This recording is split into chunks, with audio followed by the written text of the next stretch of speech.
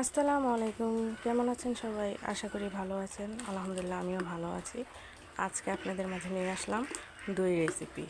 কিভাবে দই বানাতে হয় সেটা আমি দেখিয়ে দিচ্ছি। প্রথমে দুধটাকে ভালো করে জাল করে নিতে হবে। এরপর আমি একটু ফুড কালার দিয়ে দিয়েছি, এর সাথে চিনিও অ্যাড করে দিয়েছি। তারপর দুধটা ভালোভাবে জাল করে নিচ্ছি। অনবরত দুধটা লাড়তে হবে, কেননা হড় পড়ে গেলে দইটা জমবে না। আর এইভাবে লেগে দিতে হবে, এভাবে বুদবুদ ফেনা না আসা পর্যন্ত বুঝবেন যে দুধটা জাল হয়নি। এই যে দেখেছেন কি সুন্দর ফেনা।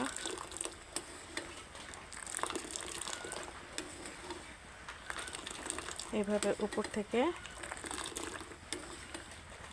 লাড়তে হবে।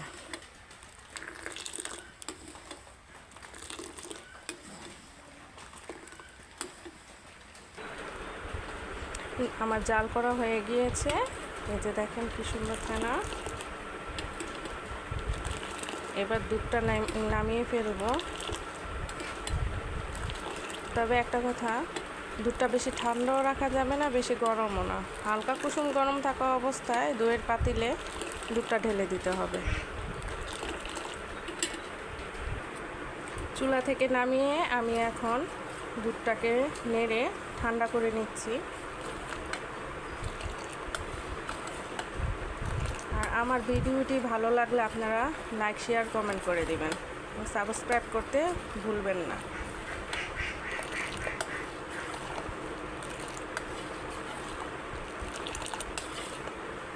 যে এইভাবে উপর থেকে নেড়ে নেড়ে দুধটা ফেনা করে নিব, কারণ দইটা যখন পাতিলে ঢালবো তখন উপর থেকে এইভাবে ঢালতে হবে।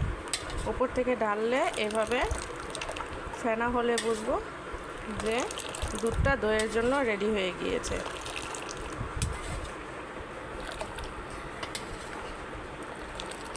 দোকান থেকে তো অনেকেই দই কিনে খায়, একটু বাসায় ট্রাই করে যদি আপনিও চেষ্টা করেন তাহলে ভেজালমুক্ত খাবার খেতে পারবেন।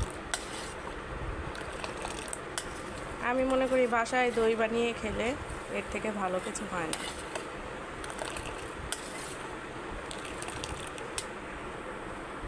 চিনিটা কিন্তু আপনারা পরিমাণ অনুযায়ী দিবেন, বেশিও না আবার একবারে কমও না।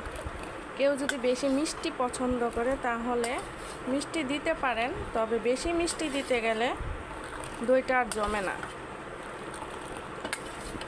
তবে দই খাওয়ার সময় একটু হালকা মিষ্টি খেলেই হয়।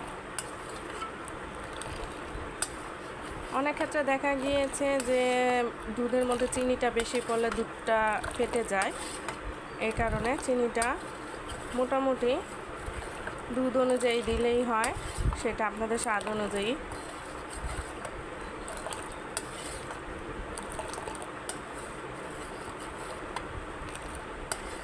অনবরত নেড়েই যাচ্ছি যে পর্যন্ত কুসুম গরম না থাকা অবস্থায়। আমি তো দইয়ের পাতিলে ঢালতে পারি না, এই জন্য আমি কুসুম গরম রাখার জন্য দুধটা নেড়ে ঠান্ডা করে নিচ্ছি।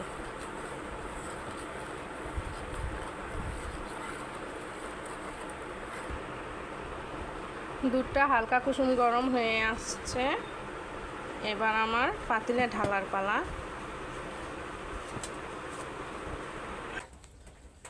এই যে দেখেন দইয়ের পাতিল, আমি দোকান থেকে একটু দই কিনে তারপর পাতিলের মধ্যে মেখে নিয়েছি। মেখে নিলে দইটা ভালো জমে, এই জন্যে এবার দইয়ের পাতিলে দুধটা, এই যে দেখেন জাল করা দুধটা উপর থেকে ঢেলে দিব আর ফেনা হবে। বিসমিল্লাহ।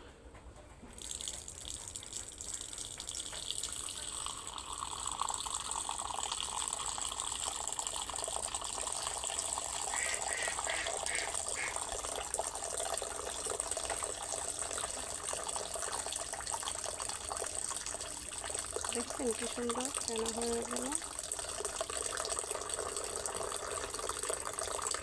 উপর থেকে ঢাললে জাস্ট এইভাবে ফেনা হবে, তার মানে আমার দইয়ের জন্য দুধটা রেডি।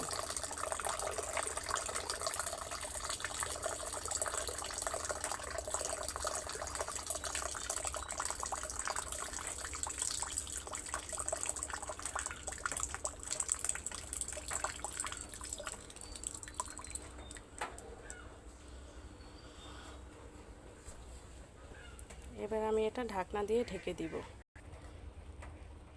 এই যে আমি ঢাকনা দিয়ে ঢেকে দিচ্ছি। যেহেতু দই ঠান্ডার মধ্যে জমে না, এই কারণে এটাকে আমি কম্বল দিয়ে গরম রাখার জন্য উপরে একটা কম্বল দিয়ে দিচ্ছি। এই যে উপরে কম্বলটা দিয়ে দিচ্ছি যাতে দইটা গরম থাকে। আমাদের গ্রামীণ জীবন কতই না সুন্দর, সবুজ ঘাসে ঘেরা, অনেক সুন্দর। বাইরে বৃষ্টি হচ্ছে, আমি দইটা পেতে আসছি। 2-4 ঘন্টা পরেই আমাদের দইটা জমে যাবে। আমার ভিডিওটার সঙ্গেই থাকুন।